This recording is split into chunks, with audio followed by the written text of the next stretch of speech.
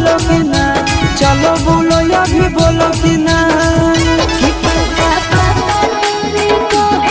नमस्ते प्रणाम। तो कैसे हैं आप लोग? आई होप आप लोग अच्छे होंगे। मेरा नाम गौतम कुमार। आज मैं एक ऐसे कलाकार के बारे में बात करने जा रहा हूं जो मगही के सुपरस्टार किंग कलाकार कहे जाते हैं और मगही में सॉन्ग लाते हैं तो तहलका मचा के ही जाते हैं, बवाल मचा के ही जाते हैं।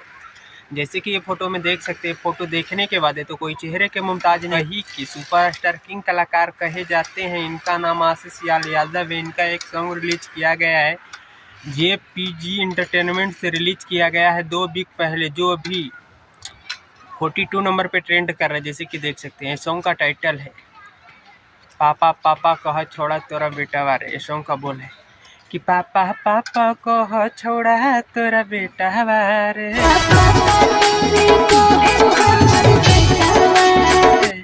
जब देखियो हमें कुआर वाला फोटा वारे।